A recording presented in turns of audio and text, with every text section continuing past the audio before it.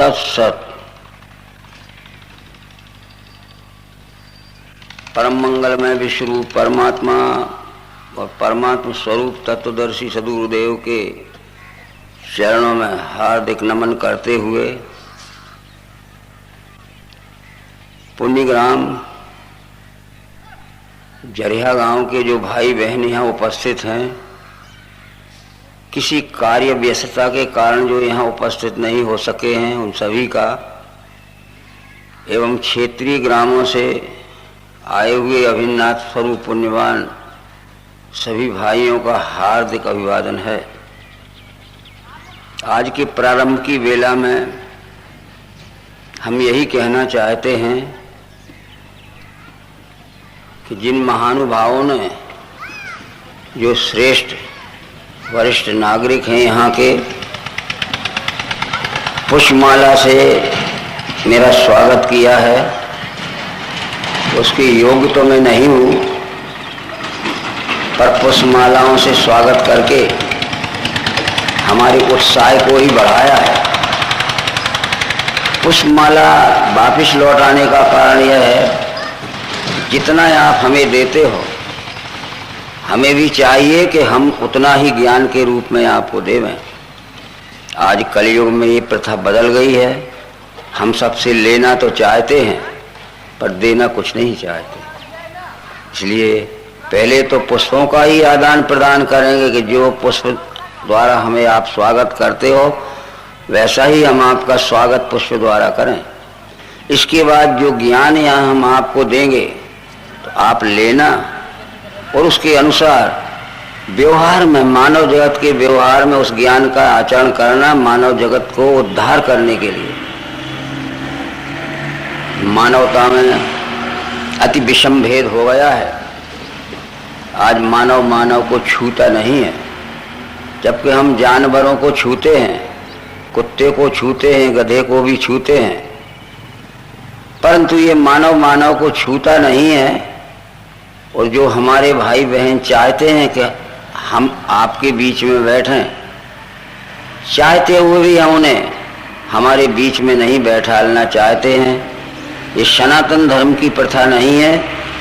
सनातन धर्म ये वेद सम्मित है, सत्य ही सनातन है और सतनाम विष्णु परमात्मा का है। एकम सत विप्रा बहुधा वदंती।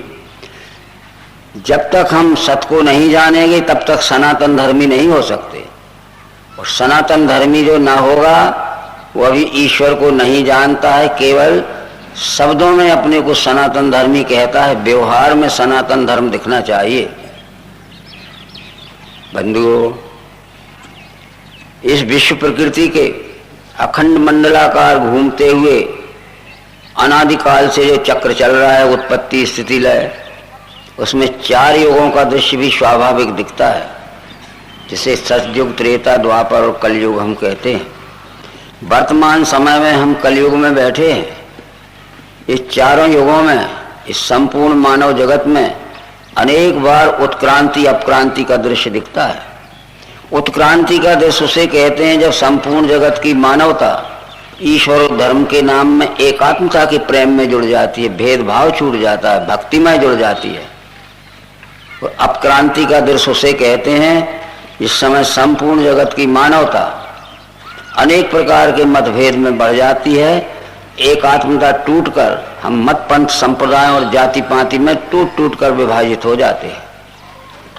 ये अपक्रांति के समय को ही धर्म गिलानी कहा है। जब जब होए धर्म की हानि, बाढ़े असुर अधम अभिमानी, तब तब प्रभुधर मनुष्य शरीरा, हरहि कृपा निधि सज्जन भीरा। रामचंद्र जी के समय में भी इस संपूर्ण जगत की मानवता को एकात्मता के प्रेम में जोड़ा, इसका प्रमाण रामायण है। श्री कृष्ण के समय में भी यही था। कृष्ण ने कहा, यदा यदा ही धर्मस्य ग्लानिर्भवति भारत अभ्युत्थानम अधर्मस्य तदात्मानं सृजाम्यहम्। जब अधर्म उठकर ऊपर आ जाता है तो धर्म दब के नीचे चला जाता है। हजारों महात्मा होंगे पर नीचे दबे हुए धर्म को उठाकर ऊपर नहीं ला पाते, ऊपर उठे हुए धर्म को नीचे नहीं ले जाते। अधर्म धर्म का यही मतलब है कि मानव मानव में हमारे विवेकहीन अज्ञान से हमने जो अपने को ही श्रेष्ठ माना है, दूसरों को हमने कनिष्ठ माना है या नीच माना है। ऐसे धर्म संक्रमण के समय में कृष्ण ने भी कहा था कि यदा यदा ही धर्मस्य ग्लानिर्भवति भारत अभ्युत्थानम अधर्मस्य तदात्मानं सृजाम्यहम्। उस समय विश्वरूप परमात्मा की ओर से ये संपूर्ण जगत के मानवों को विश्वरूप के दर्शन कराकर एकात्मता के प्रेम में और भक्ति के नाम में परस्पर प्रेम में जोड़ने के लिए अवतार आते हैं। हम भक्ति तो करते हैं, जिस परमात्मा की हम भक्ति करते हो, श्री रामचंद्र जी की भक्ति करते हो, श्री कृष्णचंद्र जी की भक्ति करते हो, उनके ज्ञान के विपरीत ही हम जा रहे हैं। देखा जाए हमारा जो शब्दों में तो हम वही भाषण करते हैं जो रामचंद्र जी ने रामायण में सबको समझाया, शौरी को, निषाद को आदि, पर वैसा शब्दों में हम भाषण करते पर व्यवहार में नहीं दिखता। जैसा बोले वैसा चले, ये ज्ञान श्री रामचंद्र जी ने दिया था कि जैसा हम बोलते हैं वैसा हमारा आचरण भी होना चाहिए। इन चारों युगों में अनेक बार धर्म गिलानी आई। सतयुग में 4 अवतार हुए विश्वरूप परमात्मा के। चारों युगों में 10 अवतार होते हैं। मत्स्य, कूर्म, वाराहस्य, नरसिंहो, वामनस तथा रामो रामस्य कृष्णस्य बुद्धा कल्कि तथा स्मृता एते 10 अवतारस्य पृथिव्याम प्रकीर्ता। सतयुग में 4 अवतार हुए, मत्स्य, कूर्म, वाराह और नरसिंह। हम यहीं से भ्रम में पड़ गए, यहीं से हमारी विवेक बुद्धि भ्रमित हो गई कि मत्स्य अवतार को हम पानी में रहने वाली मछली मानते हैं, फिश। कूर्म अवतार को, कश्य अवतार को हम पानी में रहने वाला कच्छप मानते हैं, टॉर्टाइज।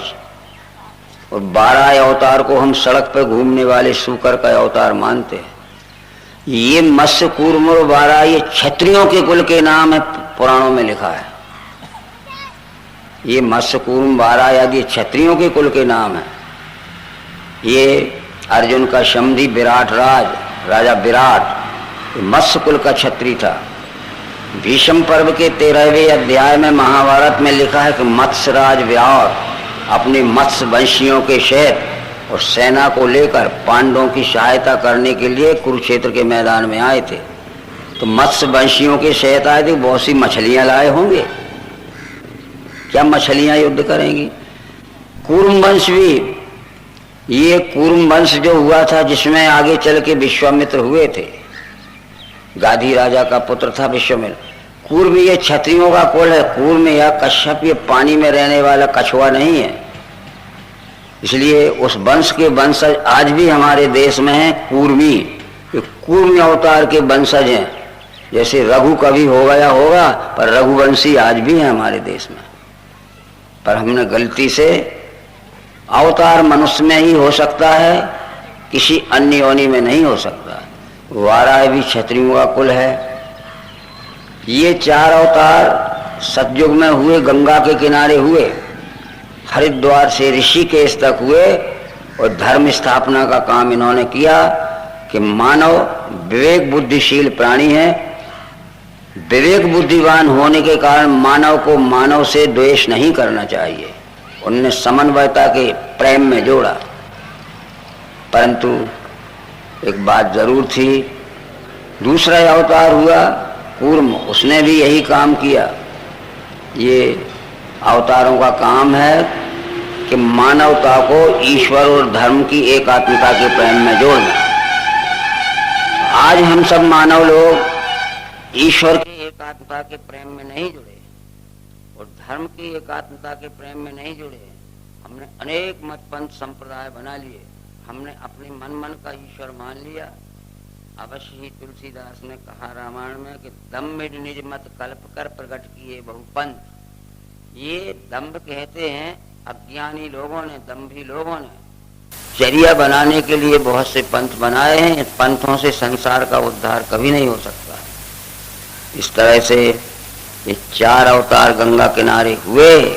उस समय गंगा की बहुत महत्व बढ़ा, गंगा का बहुत महत्व बढ़ा। रामायण में लिखा है महामंत्र सुई जपत महेशु काशी मुक्ति हेतु उपदेशु। काशी में भी विश्व रूप दर्शन करने के उपदेश से ही मुक्ति होती थी, ये लिखा है। काशी गंगा किनारे है।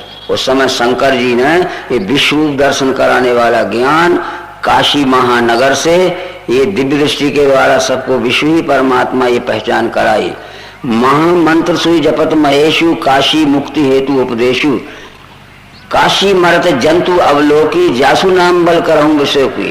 काशी में मरने वाले अज्ञानी को भी मैं विश्व रूप की पहचान कराता हूँ, विश्व रूप के नाम का बोध कराता हूँ कि विश्व का रूप ही विश्व रूप परमात्मा है। ठीक है, सतयुग का समय चला गया, चारों अवतार का समय सतयुग का था, वो भी चला गया। जब त्रेता युग आया तो त्रेता में सरयू का महत्व बढ़ा, क्योंकि त्रेता का अवतार श्री राम सरयू किनारे से अयोध्या नगरी में हुआ। तो वहां भी लिखा है कि मनवंतर सहस्त्रेषु काशी वासे नियत फलम तत्फलम समवापनोति सरयू दर्शने कृते। 1000 मनवंतर तक कोई काशी में रहे तो मुक्त नहीं हो सकता, क्योंकि ज्ञान देने वाला केंद्र ही टूट गया। मनवंतर सहस्त्रेषु काशी वासे नियत फलम तत्फलम समवापनोति सरयू दर्शने कृते। वो केवल अकेले सरयू का दर्शन करने से मुक्त हो सकता है, 1000 मनवंतर काशी में रहने से मुक्त नहीं हो सकता। 4 खानी जग जीव अपार अवध सजे तनु नहीं संसारा, ये आ गया अयोध्या का नंबर। तो चारों खानी के अपार जीव अयोध्या में जाके शरीर छोड़ दें, जन्म मृत्यु के चक्कर से छूट जाते। वहां काशी में छूटता था, क्योंकि विश्वरूप दर्शन कराने वाले ज्ञान का आविष्कार रामचंद्र जी ने अयोध्या नगरी और सरयू किनारे से किया। 4 खानी जग जीव अपारा अवध तजे तनु नहीं संसारा, और वहां लिखा था काशी मरत जंतु अवलोकी जासु नाम बल करूं। क्योंकि महात्मा आ गया सरयू में, वो वामन परशुराम और राम, ये 3 अवतार अयोध्या नगरी और सरयू किनारे हुए, इसलिए सरयू का महत्व बढ़ गया। परंतु त्रेता का समय चला गया, द्वापर आ गया, यमुना का महत्व बढ़ गया, क्योंकि विश्वरूप परमात्मा का 8वां अवतार श्री कृष्ण यमुना किनारे हुआ। विधि निषेध में कलिमल हरणी कर्म कथा रविनंदनी वर्णी। विधि निषेध में कलिमल हरणी कर्म कथा रविनंदनी वर्णी। रविनंदिनी कहते हैं यमुना जी को। कौन सा काम करना चाहिए, कौन सा काम छोड़ना चाहिए, कौन से काम के करने में संपूर्ण जगत की मानवता एक ईश्वर एक धर्म को मानेगी, और कौन सा कर्म छोड़ना चाहिए जिस हमारे अज्ञान के भ्रम से ये संसार की जनता अनेक ईश्वर मानने लगे और अनेक मजहब और अनेक धर्म मानने लगे। तो कृष्ण जी ने कहा कि सर्वधर्मान परित्यज मामेकम शरणं व्रज।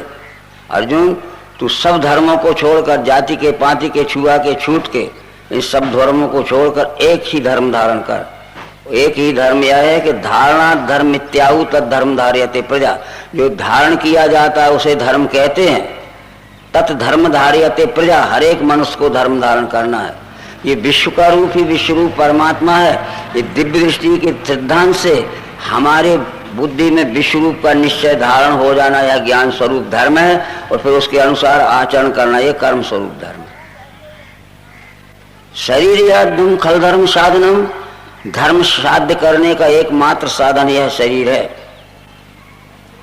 धर्म यदि धारण करना है तो धर्म साध्य करने का एकमात्र साधन यह हमारा शरीर है, और ये विश्व रूप का निश्चय हमारे बुद्धि में, हमारे शरीर में धारण हो जाना यह ज्ञान स्वरूप धर्म है।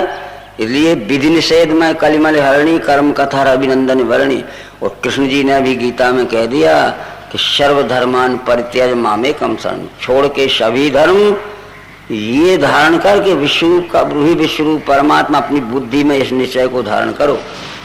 सर्वांग योग शास्त्र में लिखा है, बुद्धि में स्थिर हो गए मैं ही संपूर्ण विश्व हूँ, अकंप धारणा बैठे गया द्वेष समाधि सो।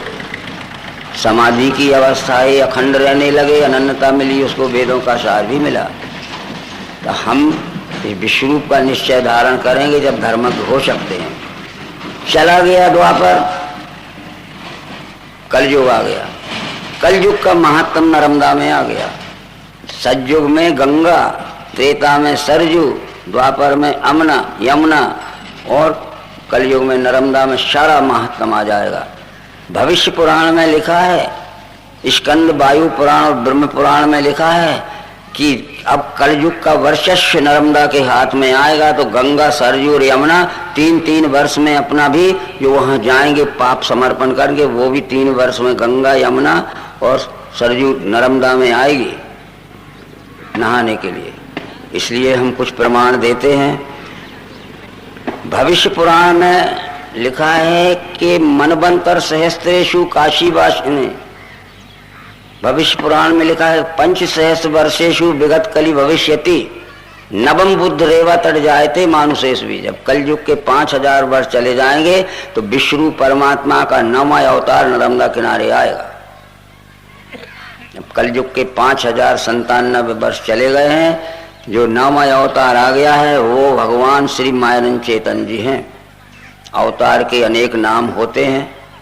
कृष्ण का जन्म का नाम कन्हैया था, जब वो गायें चराने लगे तो गोपाल हो गए, मुरली बजाने लगे तो मुरलीधर हो गए, नंदलाला हो गए और गिरधारी हो गए, अनेक नाम हो गए। इसलिए निश्चित है कि कलयुग के जब 5000 वर्ष जाएंगे, इस मानव जगत में बेहद अत्याचार होगा जिसका शब्दों में वर्णन करना कठिन है।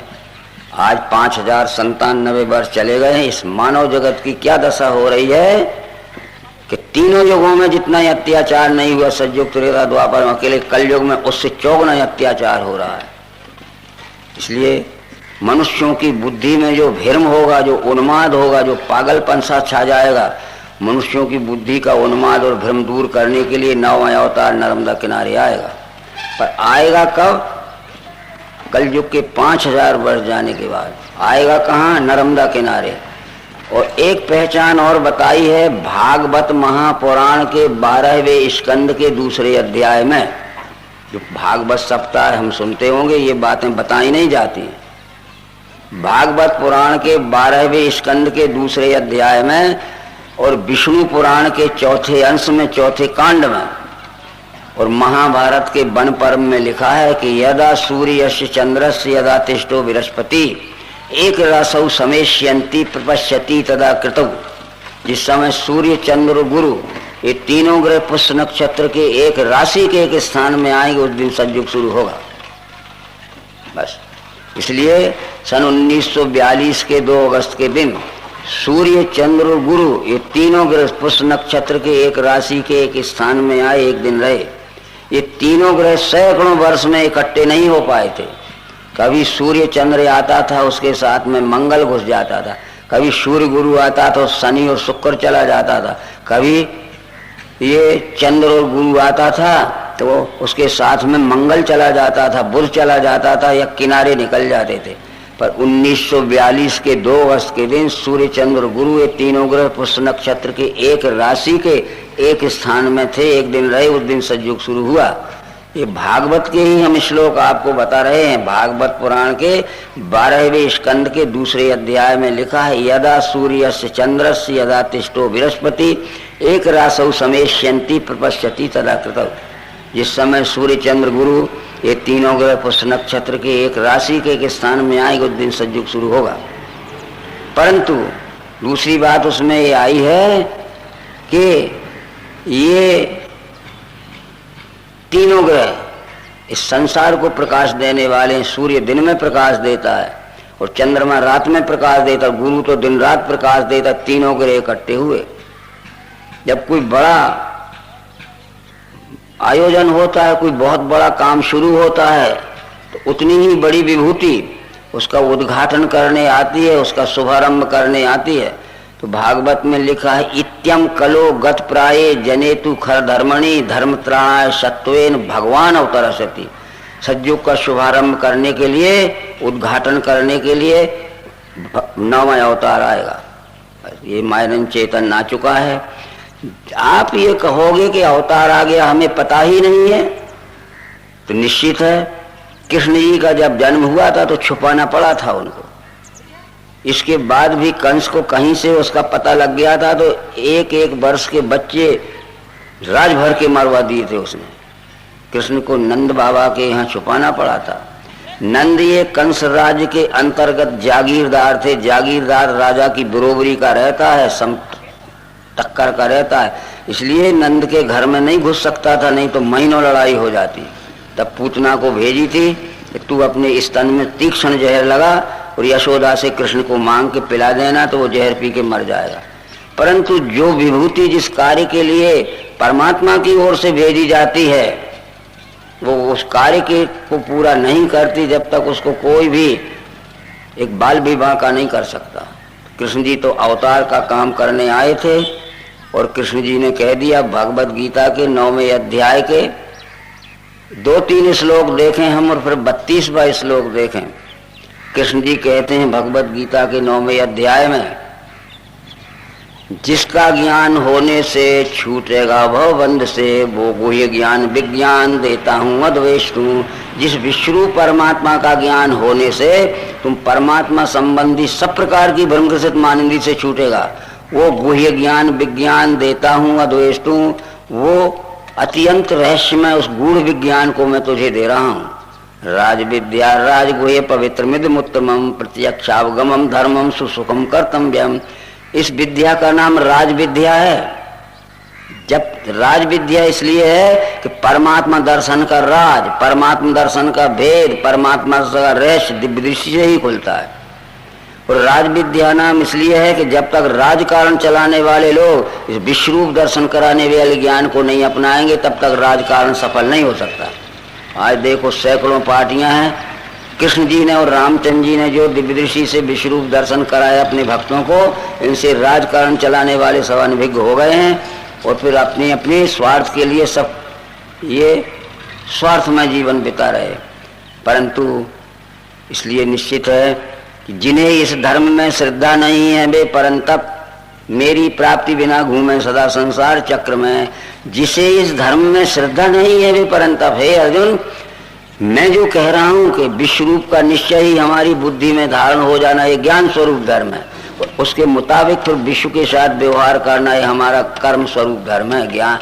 तो मेरे बताए हुए इस ज्ञान रूपी धर्म में जिसको श्रद्धा नहीं होगी, उनके जन्म मृत्यु का चक्कर बंद नहीं हो सकता, चाहे 1000 जन्म चले जाएं।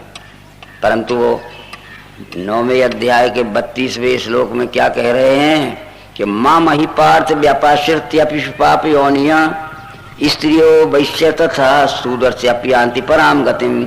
मेरे आश्रय से पार्थ पापी चांडाल आदि भी स्त्रियां वैश्य शूद्र पाते हैं श्रेष्ठ वो गति। ये जाति के अभिमानियों ने स्त्रियों को, अछूतों को, शूद्रों को ये भक्ति के अधिकार से वंचित कर दिया है। इसलिए मैं भक्ति का अधिकार दिलाने आया हूँ। मेरे आश्रय से पार्थ पापी चांडाल आदि भी स्त्रियां वैश्य और शूद्र पाते हैं श्रेष्ठ वो गति। मेरा आशय, मैं इन्हें भक्ति का अधिकार। आज भी यही दशा दिख रही है कि हम ऊंची ऊंची जात के लोगों ने, कुछ ऐसी जातियां हैं जिनको हमने वो भक्ति के अधिकार से वंचित कर दिया है और उनको अछूत मान के उनका अनादर कर रहे हैं।